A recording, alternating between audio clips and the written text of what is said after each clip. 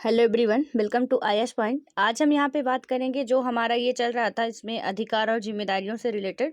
तो इसकी कुछ बातें जो है वो क्लियर कर लिए हम लोग अभी, मतलब थर्ड पिलर तक ही क्लियर किए थे। उसके आगे की बात हम बोले थे कि आज करेंगे, ठीक है।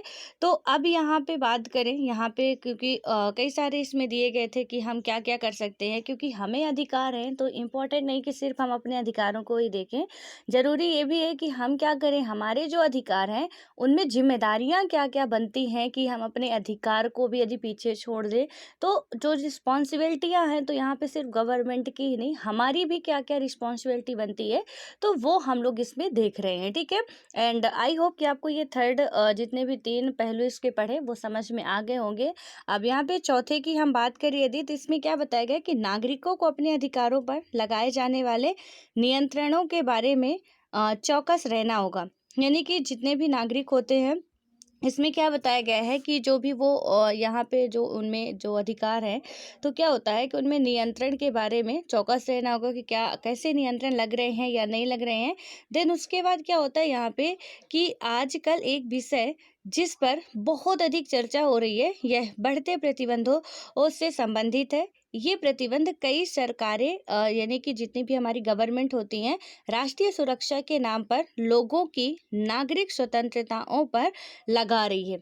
यानी कि वो क्या कर रही है, हमारे ऊपर कई सारे रिस्ट्रिक्शंस लगा रही गवर्नमेंट, और क्या कह रही है कि यहाँ पे कहीं ना कहीं राष्ट्रीय सुरक्षा या बात करें तो राष्ट्र को खतरा है। कुछ हम ऐसे अधिकार यदि दे देते हैं तो उस पे वो क्या कर रही है, इसका मतलब हवाला दे के हमें क्या कर रही है, उसमें लगा दे रही है प्रतिबंधन, ठीक है।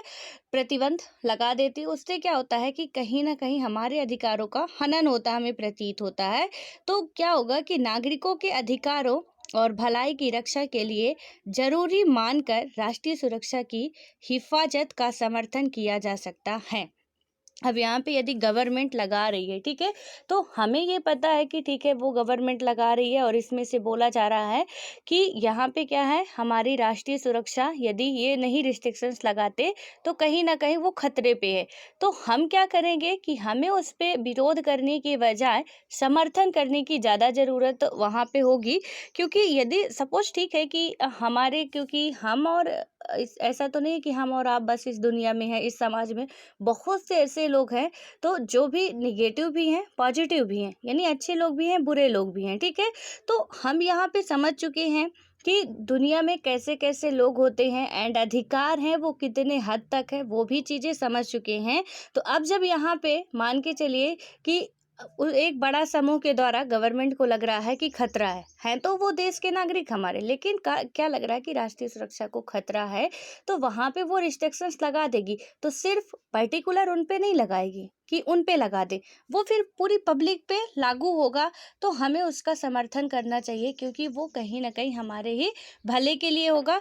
तो इसलिए यहाँ पे बताया गया है कि हम उसका क्या कर सकते हैं, समर्थन किया जा सकता है। लेकिन क्या होता है कि किसी बिंदु पर सुरक्षा के लिए आवश्यक मानकर थोपे गए प्रतिबंध अपने आप में लोगों के अधिकारों के लिए खतरा बन जाएं, तो यानी कि अब क्या हो कि किसी बिंदु पर सपोज उन्होंने सुरक्षा के लिए आवश्यक मानकर थोपे गए, यानी कि जिसका कोई मतलब नहीं है, कोई ज़रूरी भी नहीं था कि ऐसा कोई प्रतिबंध लगाया जाए। तो उन्होंने क्या किया कि सुरक्षा के लिए आवश्यक मानकर थोपे गए जो भी प्रतिबंध होंगे अपने आप में लागू अधिकारों के लिए खतरा बन जाए। यानी कि वो हमारे ही जो जो पहले से अधिकार लागू थे उन पे खतरा बन जाए। क्योंकि क्या होता है ना, हम क्या होते हैं, जहाँ जितने भी देश के पब्लिक है, किसी भी कंट्री की हो, जब वो थोड़ा पाती है ना, तो उसे पता नहीं क्यों अजीब सा फीलिंग आती है कि बहुत सी चीज़ें जो है वो हमें हमारे पास आ जानी चाहिए। यानी हमारे पास यदि थोड़ी सी ताकत आए तो हम सोचते हैं कि बस दुनिया के करता धरता तो हम ही हो गए। यानी हमारे पास थोड़ी सी पावर थी और हमने मान लिया कि इस पूरी दुनिया को संचालित करने वाले, चलाने वाले सिर्फ हम ही हैं। और फिर उस हिसाब से हम क्या करने लगे कि हम दूसरों का नहीं देखते, हमारे कॉन्स्टिट्यूशन में क्या लिखा है, हमें क्या करना चाहिए, हम जिस पद पे हैं उसकी क्या गरिमा है, हम वो सब भूल के फिर क्या करते हैं, जो भी कुछ ऐसे मंत्री मिनिस्टर जो भी सत्ता पे होते हैं, तो फिर वो कुछ इसी तरीके का पावर इस्तेमाल करते हैं कि फिर जहाँ पे थोड़ा बहुत झुकाव दिखा उन्हें उधर ही अपना क्या करेंगे, पावर इस्तेमाल करेंगे, जबकि उनको पता है कि हमारे इस काम से बहुत से लोगों को नुकसान होने वाला है। लेकिन अब उन्हें ये भी है कि हमारा कौन क्या बिगाड़ लेगा, तो फिर कुछ ऐसा कर देते जिससे कि क्या हो जाएगा, हमारे मूल अधिकारों पर भी खतरा बन सकता है, जो कि पहले से हमें दिए गए हैं। इसमें क्वेश्चन ऐसा उठाया गया है कि यदि ऐसा होता है तो क्या हो, ठीक है। इसमें क्या होगा, क्या आतंकी बमबारी की धमकी का सामना करते, यानी कि जो आतंकी होते हैं हमारे, तो वो धमकी का सामना करते राष्ट्र को अपने नागरिकों की आज़ादी छीन लेने की इजाज़त दी जा सकती है। यानी कि इसमें क्या है कि क्या आतंकी बमबारी की धमकी का सामना करते राष्ट्र को अपने नागरिकों की आज़ादी छीन लेने की इजाज़त दी जा सकती है। दूसरा आता है कि क्या उसे महज संदेह के आधार पर किसी को गिरफ्तार करने की अनुमति मिलनी चाहिए। वो हमने देखा था एक जैसे सपोज़ मान के चलिए कि जैसे रॉलेट एक्ट मैंने आपको बताया था, तो वहाँ पे होता है कि बिना वारंट के ही आपको गिरफ्तार कर लिया जाएगा। तो कुछ ऐसे इसमें बोला जा रहा है कि क्या आपको सिर्फ़ संदेह के चलते कि हमें संदेह है आप पे कि आप कुछ ऐसा कर सकते हो, और हमने क्या कर लिया, आपको गिरफ्तार कर लिया, ठीक है। तो क्या ऐसा किया जा सकता है कि संदेह के चलते, तो कहीं ना कहीं जिस पे संदेह होता है तो फिर उसे अभी हम आगे देखेंगे। लेकिन कुछ ऐसा प्रावधान है कि यदि किसी पे संदेह है हमें कि इसके द्वारा या थोड़ा बहुत उसके खिलाफ एविडेंस मिल भी जाते हैं, तो फिर हम क्या करेंगे, उसे गिरफ्तार कर सकते हैं। और उसके बाद क्या होता है कि क्या उसे लोगों की चिट्ठियां देखने या फोन टैप करने की छूट दी जा सकती है। यानी कि क्या उसे लोगों की क्या करने की, चिट्ठियां देखने या फोन टैप करने की छूट दी जा सकती है। क्या सच कबूल करवाने के लिए उसे यातना का सहारा लेने दिया जाना चाहिए। ऐसी स्थितियों में यह सवाल उठता ही है कि संबंध व्यक्ति समाज के लिए खतरा तो नहीं। यानी कि जब इतने सारे हैं कि आप क्या करो, ये क्वेश्चन आप ध्यान से देखिएगा कि क्या क्या यहाँ पे सिचुएशंस बन सकती है। कोई बमबारी बरसा रहा है, कोई यहाँ पे क्या कर रहा है, तो उनके अधिकार यदि हम अधिकार छीन भी लेते हैं तो क्या होता है। उसके बाद क्या है कि संदेह, महज संदेह है हमें उस पे, ठीक है, किसी पे सपोज आपको मेरे पे डाउट है कि ये इसके द्वारा कुछ, आप जिस पोस्ट पे हो तो वहाँ पे एक आम पब्लिक के रूप में मैं हूँ, और आपको डाउट है कि मतलब इसके द्वारा कुछ देश को खतरा हो सकता है, ठीक है। तो वहाँ पे क्या आप हमें गिरफ्तार कर सकते हैं। देन उसके बाद कि अगर हम गिरफ्तार भी हो जाते हैं तो आपको सच्चाई निकलवानी है। तो क्या गवर्नमेंट सच्चाई निकलवाने के लिए क्या कर सकती है, हमें कोई यातना दे सकती है, किसी भी तरीके के वो जो भी मेडिकल टेस्ट होते हैं करवा सकती है, क्या नहीं करवा सकती है। इसमें ये क्वेश्चंस पूछे गए, भी इसका आंसर भी आता है, ठीक है। उसके बाद इसमें कौन सा क्वेश्चन है कि यहाँ पे क्या हम कोई मतलब कि कभी मर्डर हो गया, कभी चोरी डकैती कुछ भी हो गई, तो क्या उसका या उसके रिश्तेदारों का फ़ोन टैप करने का अधिकार होता है। यहाँ पे क्या उनके अधिकारों का हनन नहीं होगा। तो इसमें से ये जितने भी क्वेश्चन हैं, आप मूवियाँ देखते होंगे तो आपको इसका आंसर भी आई होप पता भी चल गया होगा। उसके बाद आता है कि गिरफ्तार लोगों को भी कानूनी सलाह की इजाज़त और दंडाधिकारी या न्यायालय के सामने अपना पक्ष पेश करने का अवसर मिलना चाहिए। यहाँ पे क्या है कि जो जितने भी गिरफ्तार लोग हैं, यहाँ पे सपोज इतने क्वेश्चंस के बाद भी हमने उन्हें गिरफ्तार कर लिया, और जितने भी गिरफ्तार लोग हैं, ठीक है, उन्हें क्या होता है कि कानूनी सलाह की इजाज़त और दंडाधिकारी या न्यायालय के सामने अपना पक्ष रखने का या पेश करने का अवसर मिलना चाहिए, और मिलता भी है। लोगों की नागरिक स्वतंत्रता में कटौती करते वक्त हमें अत्यंत सावधान होने की ज़रूरत है। यानी कि लोगों की नागरिक जो स्वतंत्रताएं हैं उनमें कटौती करते समय हमें, यानी हमें इन द सेंस सरकार को यहाँ पे सोचने की ज़रूरत होती है। इतना आसानी से वो नहीं कटौती कर सकती है, ठीक है। चाहे वो आतंकी हो, चाहे कोई भी हो, बहुत ही बड़ा क्रिमिनल हो, जीने का हक जो होता है कि सांस लेने पानी पीने का हक हम नहीं छीन सकते हैं। आप उसे जेल पे भी बंद करते हो तो उसे वहाँ पे भोजन और पानी देना आपकी प्राथमिकता होती है। यहाँ पे आपको पता बहुत अच्छे तरीके से उल्टा पुलिस पे ही केस आ जाएगा, या पूरी प्रशासनिक व्यवस्था को यहाँ से बंद करना पड़ेगा यदि वो ऐसा नहीं करते, कोई जेल में कैदी मर जाता है तो। यहाँ पे यदि वो स्वस्थ नहीं है तो यहाँ तक कि उसकी दवाई भी कराई जाती है। वो बंदा फिर चाहे कितना भी बीमा मतलब बहुत ही घटिया काम करके गए हो, भले ही उसे फांसी की सजा होने वाली हो और उसको क्या हो गया, उसकी तबीयत किसी कारण से खराब हो गई, तो पहले उसकी दवाई कराई जाएगी, उसका पूरा मेडिकल होगा, पूरा टेस्ट होगा, पूरे बकायदे, जब तक वो ठीक नहीं हो जाता इंसान, तब तक उसकी फांसी की सजा भी टल सकती है। किसी अस्वस्थ व्यक्ति को यहाँ पे, क्योंकि जीने का अधिकार उससे भी है जो कि कोई नहीं छीन सकता, हमारे कॉन्स्टिट्यूशन में लिखा गया, ठीक है। तो यहाँ पे उसने कुकृत्य ऐसा किया या कर्म ऐसा किया कि फांसी की सजा उसे दी जा रही है, लेकिन इसका मतलब ये नहीं कि वो बीमार है, वो लाचार है, आप उसे फांसी की सजा दे दो। बीमार कहाँ पे मैं बोल रही हूँ, घर पे आके बीमार नहीं है, वो जेल पे रहते ही टाइम ही, जब वो जेल में बंद है तो बीमार है, ठीक है, तब आप उसे फांसी की सजा नहीं दे सकते हो। इसका मतलब आप सीधे समझ रहे हो कि वहां पे पहले वो दवाई वगैरह, और आप देखते भी हैं पूरा उनका जब फांसी होती है उससे पहले पूरा जितना भी होते हैं, डॉक्टर भी आते हैं, पंडित भी आते हैं, उनका जो जो भी होता है सब कुछ उनका पहले ही किया जाता है। उनका टेस्ट भी होगा, चेकअप होगा, सारी जितना भी है वो किया जाएगा पूरे शरीर का, कि कहीं से बीमार तो नहीं है, कोई इसको प्रॉब्लम्स तो नहीं है, कोई फिर जो भी उसकी मतलब पंडित वगैरह भी आते हैं वहाँ पे, तो कई शायद 5-6 लोग रहते हैं उसमें, ठीक है। तो वो सारे शामिल होते हैं, तब जाके फिर उसे फांसी की सजा दी जाती है। और फांसी की सजा, एक बात थोड़ा सा मैं आपको और बता दूं, यहाँ पे हमेशा सुबह के टाइम दी जाती है, सूर्य उगने से पहले फांसी की सजा दी जाती है। अभी निर्भया के दोषियों को फांसी दी गई थी, तो आपको पता है कि सुबह के समथिंग 5 बजे दी गई थी, ठीक है। तो वहाँ पे सूर्योदय से पहले ही हमेशा जब भी दी जाती है फांसी की सजा, ऐसे ही दी जाती है। और कभी कभी फांसी से रिलेटेड एक और क्वेश्चन बनता है कि जब जज क्या होता है फांसी की सजा सुनाता है, वो क्या करता है, जिस पेन से वो मतलब सिग्नेचर वगैरह करता है, उस पेन की फांसी की सजा सुनाने के बाद उसकी जो निब होती है ना, उसे तोड़ देता है, या ऐसे करके मतलब निकाल देता है कुछ भी। वो क्यों होता है कि अब इस पेन से मैं किसी दूसरे को फांसी की सजा ना सुनाऊं, या ऐसी कभी स्थितियां ना आए, वो इसलिए ऐसा करता है। और अभी एक हाल फिलहाल में काफी चर्चा में चल रही है, पहली बार देश में एक महिला दोषी को फांसी की सजा दी जा रही है, दी जाने वाली है, ठीक है। तो थोड़ा सा उसका नाम भी कभी पूछा जा सकता है, तो आप लोग देख लीजिएगा। तो वो क्या था, वो अपने प्रेमी के साथ मिलके मतलब अपने घर के ही लोगों को, 7 लोगों को कुल्हाड़ी से काट के जान से मार दिए थे। तो उसके उसमें आरोप में उसे फांसी, क्योंकि 7 लोग मामूली नहीं होते हैं, आपने एक लोगों को मारा तो जुर्म माफ भी हो सकता है, लेकिन 7 लोगों को मारा आपने इकट्ठा, तो इतना कोई आपको छूट नहीं है, इतने कोई अधिकार नहीं है हमें, ठीक है।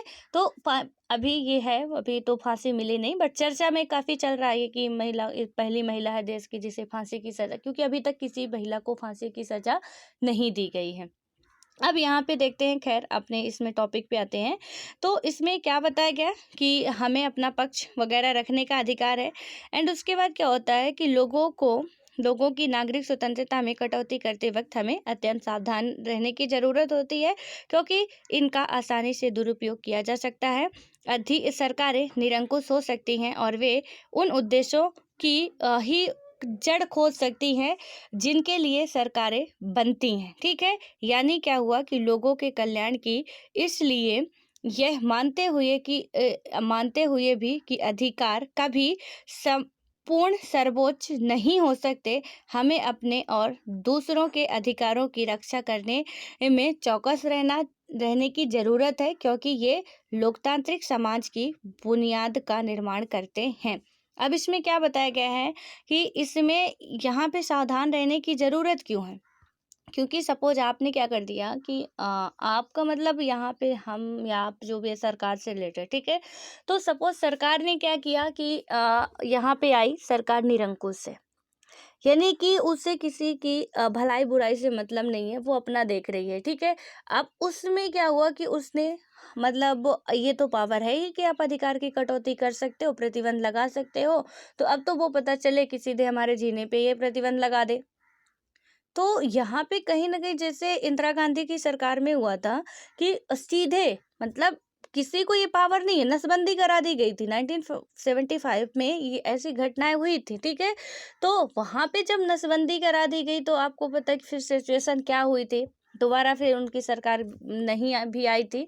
तो इसमें क्या होता है, अभी 11th क्लास का पार्ट 2 है, पूरी राजनीति पढ़ेंगे, ठीक है? स्टार्टिंग से जो भी इलेक्शन हुए हैं उनका सब पढ़ेंगे कि किसकी किसकी सरकार आती है, कौन कौन पीएम बनते हैं और वो अपने कार्यकाल में कैसे कैसे कारनामे करते हैं, वो भी हम समझेंगे। कि मतलब बिना आपने बताए किसी को नहीं, हमें लगा, हमने कह दिया कि मतलब आप सपोज पीएम है, आपने कह दिया कि सरकार में खतरा है, आपको आपातकाल लगा देना चाहिए। अब यहाँ पे कोई मतलब नहीं, राष्ट्रपति ने सीधे आपातकाल घोषित कर दिए। इंदिरा गांधी जी की सरकार में कुछ ऐसा ही हुआ था। उन्होंने क्या कहा कि हमें कुछ ऐसा लग रहा है कि यहाँ पे खतरा है राष्ट्र को, सीधे राष्ट्रीय आपातकाल लगा दो आप। तो वो राष्ट्रीय आपातकाल लगा दिए, जो भी थे वहाँ के प्रेसिडेंट उस टाइम के, उन्होंने राष्ट्रीय आपातकाल सीधे लगा दिया। और उस टाइम फिर जबरदस्ती पकड़ पकड़ के लोगों को, वर्करों को, जितने भी पुरुष थे उनकी नसबंदी कराई जाने लगी। यानी ये तो सही नहीं था कि जितने भी पुरुष हैं आप पकड़ पकड़ के उन्हें बेच रहे हो, उनकी नसबंदी करा रहे हो। तो कुछ और जब ऐसा हुआ तो फिर बाद में पब्लिक तो आक्रोश में आएगी ही कि ऐसा क्यों किया जा रहा है। और बाद में इंदिरा गांधी जी को उन्हीं के जो अंगरक्षक थे वही फिर गोली मार के हत्या कर दिए थे। तो वो सारी बातें हम लोग उसमें पार्ट 2 में समझने वाले हैं बहुत ही अच्छे तरीके से, ठीक है? तो इसमें आप समझ चुके हैं कि यहाँ पे इतना भी इन्हें गवर्नमेंट को या किसी को प्रतिबंध लगा सकती है, ऐसा नहीं है। आपातकाल लगाती है सरकार, इसमें 3 टाइप्स के आपातकाल भी होते हैं। हमारा राष्ट्रीय होता है, वित्तीय होता है और एक आपातकाल मतलब कि ऐसा है जैसे सपोज पूरा राष्ट्रीय के लिए आपातकाल की पूरे राष्ट्र में एक साथ लगाया जाए। कुछ प्रधान राष्ट्रपति को उसमें होता है कि किसी एक राज्य विशेष में वो आपातकाल लगा सकता है। वित्तीय आपातकाल हालांकि अभी तक लगा नहीं, ये क्वेश्चन बनता भी है, तो वित्तीय आपातकाल अभी तक लगा नहीं कभी अपने राष्ट्र में। हाँ, लेकिन राष्ट्रपति के पास पावर है कि वो वित्तीय आपातकाल भी लगा सकते हैं, ठीक है? तो इन तीनों ही जो आपातकाल है इनका आर्टिकल थोड़ा हमें बताइएगा आप कमेंट बॉक्स में कमेंट करके कि जो हमारे राष्ट्रपति के द्वारा 3 आपातकाल लगाए जा सकते हैं तो उनका नाम और सामने उनका आर्टिकल लिखिएगा कि राष्ट्रीय आपातकाल किस आर्टिकल के तहत आता है, वित्तीय आपातकाल किस आर्टिकल के तहत आता है, ठीक है? तो तीनों का ही आपको क्या करना है, आर्टिकल भी लिखना है और उसका नाम भी लिखना है। उसके बाद अब हम यहाँ पे आते हैं, ये मैंने सिर्फ इसके लिए उतना छोड़ दिया था क्योंकि इसे बताना था। यहाँ पे क्या है, ये जो दिखाया गया है कि मानव अधिकार की विश्वव्यापी घोषणा की प्रस्तावना क्या कैसे हुई थी, तो इसमें क्या है कि 10 दिसंबर 1948 यानी 1948 की संयुक्त राष्ट्र या यूएन, यूनाइटेड नेशन आप कह सकते हैं, कि सामान्य सभा ने मानव अधिकारों की सार्वभौमिक घोषणा को स्वीकार और लागू किया। हम पहले ही पढ़ चुके हैं कि यूएन ने क्या किया था कि सभी राष्ट्रों को कहा था कि आप मानव अधिकार के सार्वभौमिक जो घोषणा है उसे स्वीकार करने को कहा था। इसमें क्या हुआ था कि इस घोषणा की प्रस्तावना का पाठ नीचे दिया गया है और इस ऐतिहासिक कृत्य को आगे बढ़ाते हुए या यहाँ पे बताया गया है कि जो भी ये बातें कही गई थी तो उसको आगे बढ़ाते हुए सभा ने सभी सदस्य देशों से मानव अधिकारों की सार्वभौमिक घोषणा के पाठ को प्रचारित करने का आह्वान किया। सामान्य सभा ने क्या किया कि देश या क्षेत्र की राजनीतिक स्थिति पर ध्यान न देते हुए इसे विशेष तौर से विद्यालयों और अन्य शैक्षिक संस्थानों में प्रसारित और प्रदर्शित करने एवं पढ़ने और पढ़वाने का आह्वान किया। यानी कि यूएन ने क्या किया, जो यहाँ पे ये पूरा दस्तावेज निकाला एक प्रस्तावना के रूप में, तो एक बड़ा सा चिट्ठा लिखा उसने और ये कहा कि आप भी पढ़िए, साथ में लोगों को पढ़ाइए, लोगों को भी बताइए आप इससे, क्योंकि जब सभी लोग जागरूक, उनमें जागरूकता आएगी तभी कुछ इसका हो सकता है। सार्वभौमिक जो हम मानव अधिकार की बात करते हैं उसको हम अचीव कर पाएंगे। अदरवाइज सरकार को पता है, पब्लिक को नहीं पता कि हमें भैया जीने का अधिकार है।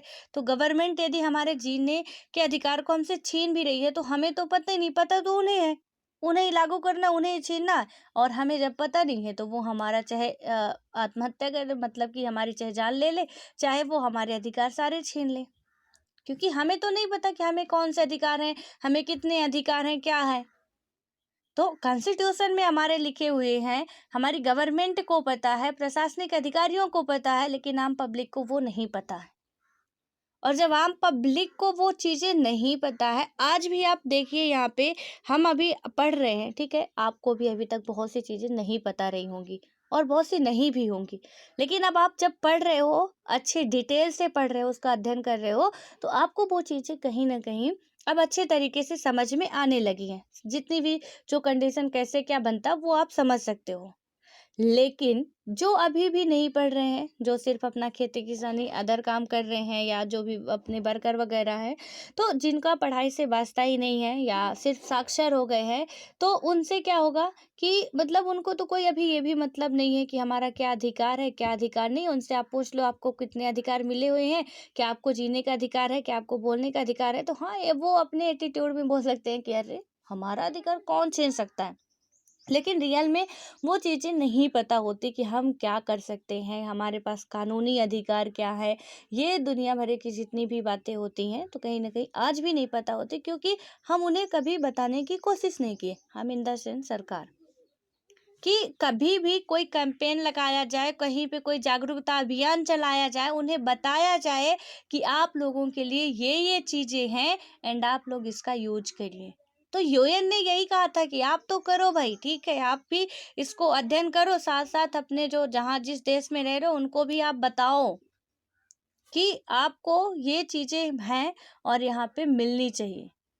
लेकिन फिर वही होता है कि आशीर्वाद आप दोगे तो पहले आपसे ही ट्राई करेंगे। तो अब करना धरना तो उन्हीं को है, और उन्हें लगता है कि पब्लिक जागरूक हो गई तो कौन सा हम ज़्यादा दिन सत्ता पे रहने वाले हैं, ठीक है। तो कुछ उनका भी बेचारे लोगों का पेट ही होता है, क्या करें वो लोग भी। तो अब जितना भी करते हैं खैर वो ठीक है, लेकिन थोड़ा इसकी अब प्रस्तावना पढ़ते हैं क्या है। यहाँ पे क्या दिखाया गया था कि मानव अधिकारों की विश्वव्यापी घोषणा की प्रस्तावना, क्योंकि क्या होता है कि मानव परिवार के सभी सदस्यों की ये पूरा प्रस्तावना में लिखा गया था, यूएन की है, ठीक है। इसमें क्या लिखा गया था कि मानव परिवार के सभी सदस्यों की स्वाभाविक अंतर्निहित गरिमा तथा उनके समान एवं अंत्याज अधिकारों की प्रतिष्ठा विश्व में स्वतंत्रता, न्याय तथा शांति की आधारशिला है। यानी कि यहाँ पे क्या बताया गया है, मानव परिवार के सभी सदस्यों की स्वाभाविक अंतर्निहित गरिमा, सभी सदस्यों की, सिर्फ एक की नहीं। मानव परिवार जितना भी है, इसमें मानव परिवार साफ तौर से लिखा गया है, ठीक है, कि जितना भी है वहाँ पे सभी सदस्यों के अंतर्निहित जो गरिमा तथा उनके समान और अत्याज्य अधिकारों की प्रतिष्ठा विश्व में स्वतंत्रता, न्याय तथा शांति की आधारशिला है। यदि इन्हें सही तरीके से गरिमा इनका जो कायम रहती है, इन्हें प्रतिष्ठा मिलती है, तो कहीं ना कहीं विश्व में हमारी शांति बनी रहेगी, स्वतंत्रता बनी रहेगी, और ये इसकी हम कह सकते हैं कि आधारशिला होगी, ठीक है। उसके बाद क्या है, चूंकि मानव अधिकारों के उपहास तथा अवमानना के कारण मानवीय चेतना को भयभीत करने वाले क्रूरतापूर्ण कृत्य प्रतिफलित हुए हैं, इसलिए यह अनिवार्य है कि एक ऐसे विश्व की स्थापना हो जिसमें सभी मनुष्य भाषण तथा विश्व की स्वतंत्रता हासिल तथा भय तथा अभाव से मुक्ति प्राप्त कर सके, जो मानव समुदाय की सबसे महत्वपूर्ण अभिलाषा है। यानी कि यहाँ पे मानव के द्वारा मानव को ही बहुत ज़्यादा प्रताड़ित किया गया है, बहुत कुकृत्य किए गए हैं, सरकार के द्वारा भी आदमियों को बहुत ज़्यादा परेशान किया गया है। तो अब ऐसा ना हो, उसके लिए इसमें बात कही जा रही है।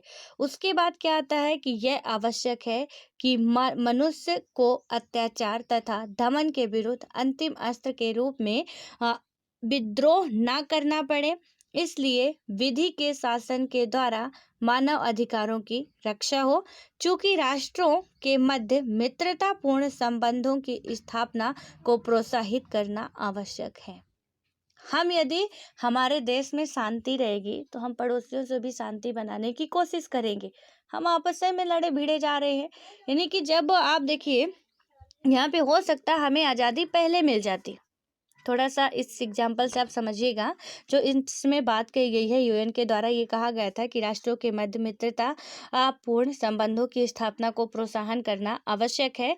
तो यहाँ पे मान के चलिए कि क्या होता है कि हमें आज़ादी, यानी जो हम 1947 में आज़ाद हुए, तो हो सकता है 1920 या 22 में असहयोग आंदोलन के टाइम या उससे भी पहले हो गए होते। उससे भी पहले हम आज़ाद हो गए होते। लेकिन सिचुएशन कहाँ पे गड़बड़ थी कि हम तो अंग्रेज़ों से लड़ रहे थे, साथ-साथ हम आपस में भी लड़ रहे थे। यहाँ पे सिर्फ हमारे यहाँ एक लड़ाइयाँ नहीं चल रही थी, अंग्रेजों से हम लड़े जा रहे हैं, ठीक है। लेकिन इसमें हम आपस में भी क्या थे, लड़े भिड़े जा रहे थे। हिंदू मुस्लिम अलग, पाकिस्तान, दुनिया भर का ढकोसला, कभी कोई जाति लड़ रही, कभी कोई आदिवासी समुदाय लड़ रहे हैं। मतलब पूरे देश में जगह जगह पे वो आपस में भी लड़ रहे थे। जिस दिन उनमें एकता आई, उस दिन कहीं ना कहीं हम आज़ाद हुए। लेकिन यदि पहले ही हम एक होते तो बिल्कुल आसानी से बाहर वालों पे लड़ सकते थे। लेकिन हम घर पे ही लड़ रहे हैं। सपोज आप मान के चलिए कि आपका पड़ोसी से भी दुश्मनी हो गया, आपके घर वाले भी, मतलब आपके घर में भी अच्छा खासा द्वंद्व चल रहा है, ठीक है। अब क्या करेगा कोई भी कि आप जब दूसरे पड़ोसी से भी इधर लड़ने आ रहे हो तो इधर क्या करेंगे, इधर अंदर भी है तो आपके पास उतनी ताकत भी नहीं, क्योंकि अंदर से आप खोखले हो चुके हो। ये कई टुकड़ों में बट गए हैं, आपके अंदर जितने भी थे उनके तो कई टुकड़े हो गए आपके घर में ही। और जब आपके घर में ही कई टुकड़े हो गए हैं तो आप सोचिए कि आपके अंदर वो कितनी ताकत बचेगी, कितनी एनर्जी होगी कि हम इनको मात दे सके, इनसे लड़ाई कर सके, या इनसे क्या कर सके, अपनी जान की रक्षा कर सके, अपने इलाके को बचा सके। वो हमारे लिए पॉसिबल नहीं होगा। तो इसलिए यदि आप अपने नागरिकों को खुश रखते हैं, शांति बना के रखते हैं तो बहुत अच्छा होगा, बेहतर होगा।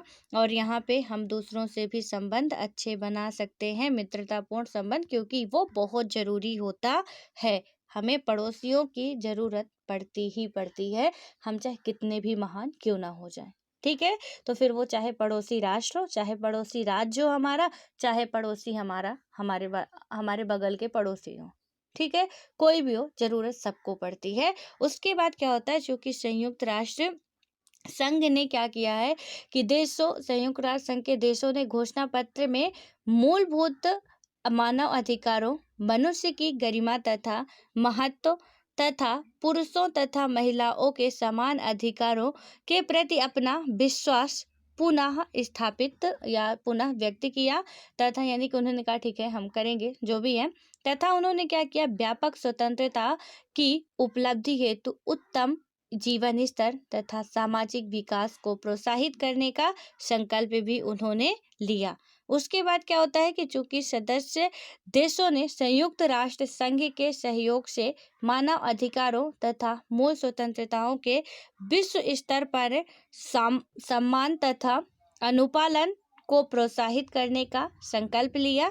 चूंकि उक्त संकल्पों की पूर्ण उपलब्धि हेतु इन अधिकारों और स्वतंत्रताओं की सार्वदेशिक अवधारणा सर्वाधिक महत्वपूर्ण है। उन्होंने सबने संकल्प लिया कि ठीक है पढ़ने के बाद हम ये सारी बातें करेंगे, ठीक है। उसके बाद क्या होता है, कंक्लूजन निकल के आता है आज संयुक्त राष्ट्र महासभा मानव अधिकारों के विश्व जनीन घोषणा पत्र को सभी सभ्यताओं तथा देशों के लिए उपलब्धि के सामान्य सर्वमान्य, यानी यहाँ पे क्या है कि सबको एक समान क्या करती है, मानदंड के रूप में एक एतदर्थ घोषित करती है कि प्रत्येक व्यक्ति तथा समाज का प्रत्येक अंग इस घोषणा पत्र का सदा विचार करते हुए प्रत्येक व्यक्ति, ये देखिए यहाँ पे जब जागरूक किया जाएगा व्यक्तियों को तो फिर व्यक्तियों की भी तो जिम्मेदारी बनती है। हम जिम्मेदारी पहले ही पढ़ चुके हैं। तो प्रत्येक व्यक्ति यहाँ पे कहा गया है, सरकार नहीं, ठीक है। तो सरकार के साथ साथ हर एक इंसान की क्या होती है, ये जिम्मेदारी होती है। तथा समाज का प्रत्येक अंग इस घोषणा पत्र का सदा विचार करते हुए इन अधिकारों तथा स्वतंत्रता जो हमारे पास स्वतंत्रता है, स्वतंत्रताओं की मर्यादा को अध्यापन तथा शिक्षा के माध्यमों द्वारा प्रोत्साहित करेगा। तथा क्या होगा कि विकासोन्मुख राष्ट्रीय अंतर्राष्ट्रीय साधनों द्वारा इनकी सार्वदेशिक तथा सशक्त स्वीकृति एवं अनुपालन को आपस में सदस्य देशों की जनता के बीच तथा क्या करेगा कि उनके क्षेत्राधिकार के अंतर्गत आने वाले प्रदेशों की जनता के बीच स्थापित करेगा। यानी कि यहाँ पे इसका इति सिद्धम होता है। लेकिन इसमें जो यूएन की घोषणा में पूरा बताया गया कि गवर्नमेंट उनको जागरूक करे, खुद भी जागरूक हो, तो और बाद में उनके निष्कर्ष जो निकलता है कि इसमें से मतलब लोगों की क्या जिम्मेदारी या गवर्नमेंट की, तो हम सबकी जिम्मेदारियां बनती हैं कि अपने अधिकारों को, अपनी स्वतंत्रताओं को इतना ही रखें ताकि दूसरे का नुकसान ना हो। बस इतना इसमें पूरा बताया गया है। और जितने भी अधिकार हम हैं वहाँ पे पूरे देख चुके हैं कि क्या क्या कौन कौन से अधिकार हैं। अब हमारा आता है नागरिकता, ये भी एक हमारा अधिकार है, ठीक है। तो नागरिकता आता है, नागरिकता के बारे में भी हम लोग अच्छे से पढ़ेंगे कि हम यदि पैदा हो रहे हैं तो हमें यहाँ की नागरिकता मिलना अधिकार है, लेकिन ये आपका अलग भाग में है। इसके आर्टिकल अलग से आपको बताए गए हैं और आर्टिकल वगैरह सब कुछ मैं बता चुकी हूँ। तो आपको जाके देखना है और सीधे सीधे आपको वो आर्टिकल जितने भी है रट लेना, बहुत इंपॉर्टेंट है। आपको यदि नहीं समझ में आ रहा तो मैं कुछ नहीं कर सकती, प्रीवियस ईयर के पेपर देखिए या कभी एग्जाम दीजिए, उसके बाद समझ में आएगा कि काश ये मतलब क्या यार, बेस कंप्लीट होना चाहिए। हमें ना छोटी छोटी बातें, कभी सपोज आप इंटरव्यू भी जाते हो, वहाँ पे आपको क्या लगता है कि कोई ये पूछेगा कि मतलब आप पूरा नागरिकता हमें बता दो, या कोई ये पूछेगा कि पूरा आपने वो कर दो, हमें जितने भी अधिकार है उनका पूरा विस्तृत वर्णन बताओ हमें। कोई नहीं पूछता। कोई हमसे ये पूछ सकता है कि भाई अधिकार कितने हैं, कितने आर्टिकल इसमें आते हैं, इतना सिंपल सा पूछेगा। कहीं पे भी हम जाएं, यदि कोई पूछ भी रहा हमसे तो वो बस इतना पूछेगा। हमारा एग्जामिनर या स्टेट पीसीएस वगैरह में कुछ ऐसे ही क्वेश्चन पूछे जाते हैं हमसे, बिल्कुल आपके ऊपर ऊपर के।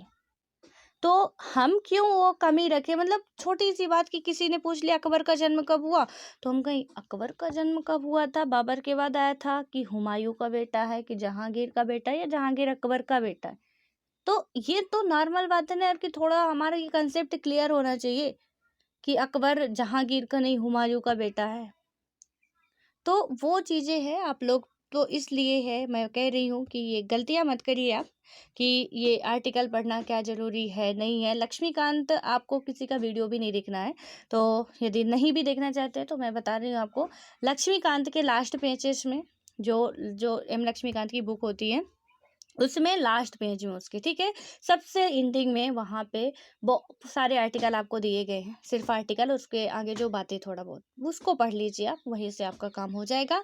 या कि कहीं पे थोड़ा कुछ और भी ऐड करना है तो किसी का भी वीडियो देखिए, कुछ भी करिए, मेरा कहने का मतलब आपका आर्टिकल क्लियर होना चाहिए, ठीक है। अब हम अपना नेक्स्ट वीडियो में स्टार्ट करेंगे, ये जो हमारा अध्याय 6 है नागरिकता है, तो इसको पढ़ेंगे। उसके बाद अब इसमें कुछ ही चैप्टर बचेंगे जो जल्दी से पढ़ के ख़त्म करेंगे, तो अब कल ही शुरू करेंगे इसको, ठीक है। सो मिलते हैं नेक्स्ट वीडियो में, एंड कोई भी डाउट हो तो प्लीज़ कमेंट बॉक्स में कमेंट करके आप पूछिएगा ज़रूर, ठीक है। अब मिलते हैं।